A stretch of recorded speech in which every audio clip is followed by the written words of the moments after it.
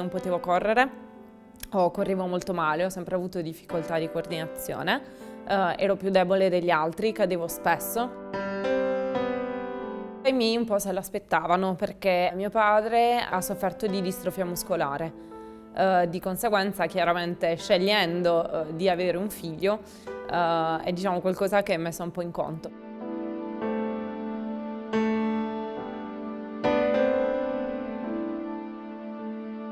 Sapendo bene che non c'era una cura, hanno pensato di curare le conseguenze.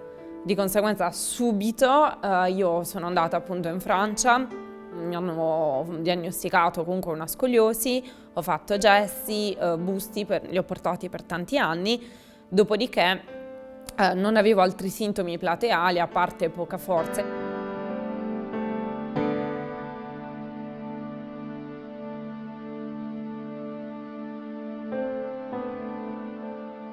In un primo momento i medici a Roma, dove sono stata prima che in cura, diciamo in osservazione, hanno fatto delle indagini e quindi pian piano hanno scoperto che effettivamente la mia problematica non era muscolare, quindi non era assolutamente legata a quella di mio padre e dei miei zii.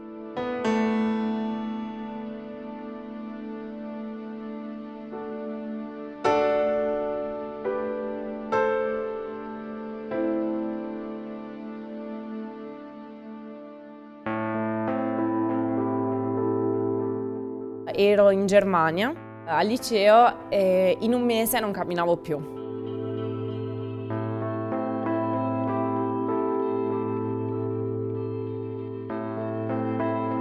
Sono partita con una cugina, sono arrivata, non sapevano assolutamente che cura farmi, quindi mi hanno ricoverata, hanno tentato con l'immunoglobulina. Devo dire che la prima volta è stata veramente dura perché chiaramente il corpo non è abituato e quindi ho avuto tutte le reazioni possibili e immaginabili. Sono stata veramente molto male e poi avevo veramente poca fiducia in questo. Ero molto depressa e non credevo minimamente che sarebbero riuscita a migliorare la situazione.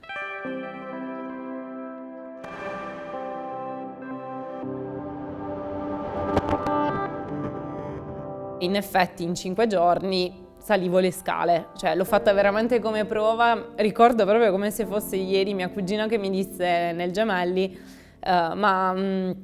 assolutamente prova, vediamo se funziona. Io che ero molto restia, non ci credevo, ero un po' giù, provai e in effetti mi disse ma non so se ti ricordi una settimana fa ma non salivi così le scale.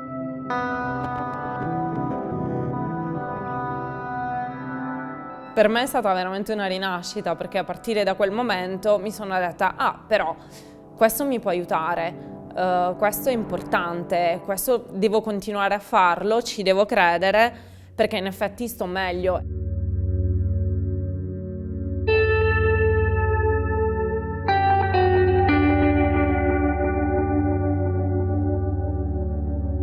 Non c'era nessun medico che abbracciasse questa causa e quindi considerasse come veritieri tutti gli esami genetici, anche ho fatto biopsie muscolare e nervosa fatti al Gemelli di Roma e di conseguenza è stata molto difficile perché inizialmente mi hanno chiesto di rifarmi tutti gli esami, però anche esami invasivi, quindi io mi sono assolutamente rifiutata. Sentivo che comunque la mia famiglia era abbandonata perché mi era stata diagnosticata una patologia che i miei genitori non aspettavano, perché era una patologia appunto ex novo, quindi tutta mia, una malattia rara. Di conseguenza non sapevano assolutamente a chi rivolgersi.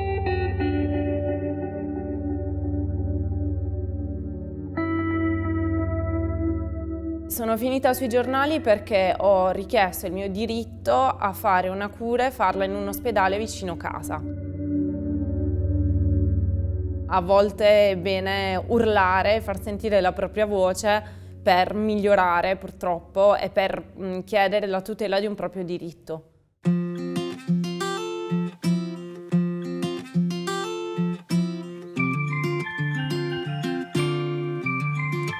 La patologia sì c'è, bisogna conviverci, è qualcosa che non potrà andare via, soprattutto per alcune patologie, ma è molto importante vivere bene facendo però tutte le cure che bisogna fare. Di conseguenza è importante continuare a fare la propria vita, quindi avere degli interessi.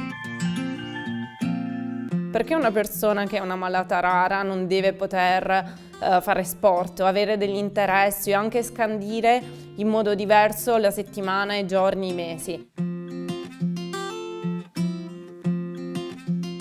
Inizialmente ho recuperato quello che avevo perso senza fare le cure. Ora, nel corso di 10 anni, sento che ho perso tanto. All'inizio io camminavo da sola. Ora, chiaramente, avendo un equilibrio molto precario, non mi fido assolutamente di andare in giro da sola. Diciamo che sono in carrozzina, in Ferrari, come lo chiamo io, perché voglio essere autonoma. Perché se voglio viaggiare all'estero come ho fatto, vivere all'estero come ho fatto, voglio farlo io. Non posso sempre avere come una persona che mi aiuta. Voglio essere autonoma, penso sia una delle libertà più grandi che abbia conquistato con le unghie e con i denti durante questi anni.